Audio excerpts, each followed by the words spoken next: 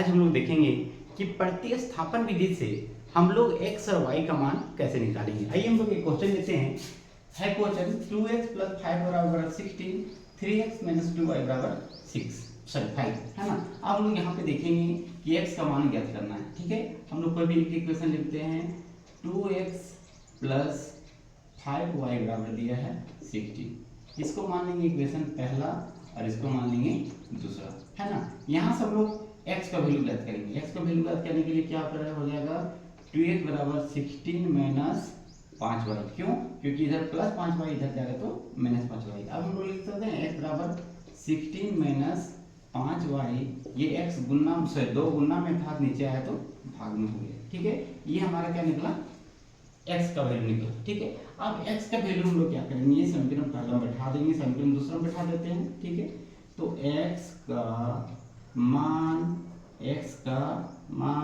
समीकरण दूसरा में रखने पर, आप लोग किसी में भी रख सकते हैं ना, दूसरा में रखने पर, है ना।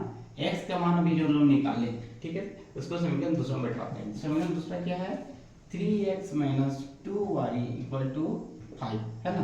तो 3 × x का मान क्या निकालें, 16 - 5y/2, है ना, -2y बराबर 5, है ना। तो ये हो गया। ठीक है, 3x के जब ये वैल्यू निकाले, ठीक है, -2y बराबर 5। हम लोग देखते हैं, इसको सॉल्व करते हैं। 16 तिया क्या हो जाएगा जी, 48। ठीक है, माइनस का माइनस, 3 बचे 15y बट्टा नीचे क्या हो गया 2। ठीक है, फिर देखेंगे 16 तिया 48 और 3 बचे 15y बट्टा 2। ठीक है, -2y बराबर 5, है ना। हम लोग इसको क्या करेंगे, भीम का जोड़ लेंगे, भीम का घटाव करेंगे। 2 का 2 हो जाएगा जी, यहाँ सेम टू सेम हो जाएगा 48 - 15y, फिर यहाँ पे माइनस हो जाएगा, है ना, माइनस हो जाएगा क्या चीज, एक के टेबल में कितना बार में जाएगा, 2, 2 बार में 2 दूना 4y बराबर 5, है ना। क्रॉस मल्टीप्लाई करेंगे तो क्या हो जाएगा जी, 48 - 15y - 4y बराबर 10। क्यों, ये इसको नीचे मल्टीप्लाई किए और 5 दूना 10, है ना। 48 - 19y बराबर 10। तो हम लोग बोल सकते हैं कि -19y बराबर क्या हो जाएगा जी, 10 - 48। क्यों, क्योंकि इधर प्लस में था, इधर जाए तो माइनस में। ठीक है, अब यहाँ पे बचेगा -19y बराबर -38। तो y बराबर क्या हो गया जी, ये माइनस कट गया, 38 बट्टा 19, तो y बराबर क्या हो गया 2। अभी हम लोग निकाले y बराबर कितना वैल्यू जी, 2। अब हम लोग दोनों में से किसी का भी वैल्यू किसमें भी बैठा सकते हैं, है ना। तो हम लोग अब करेंगे कि y का, ये हम लोग निकाले थे इक्वेशन तीसरा, है ना। तो y का मान समीकरण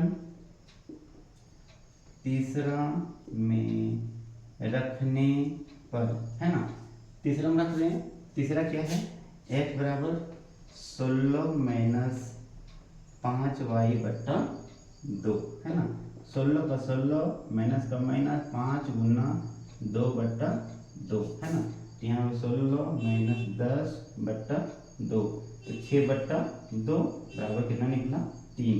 यानी x बराबर हम लोग कितना निकला 3 और y बराबर 2, है ना।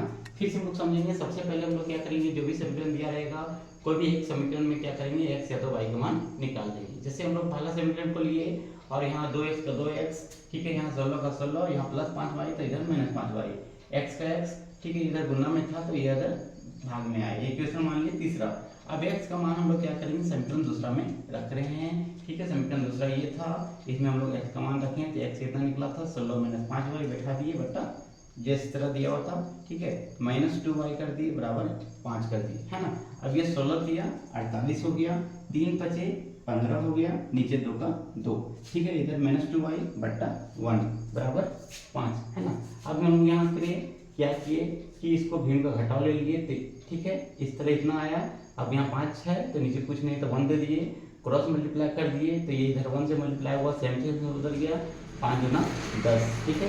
ये 15 और 4 19y हो गया, ठीक है, बराबर 10, ठीक है। ये -19y इधर रखने गए, बाकी +48 तो उधर जाएगा -48। तो यहाँ पे ये 19y जो था माइनस में था, और इधर ये दोनों 10 में 48 गया तो -38 बचा, ठीक है। तो माइनस माइनस कट गया, तो y बराबर क्या बचा, 38/19, यानी y बराबर 2।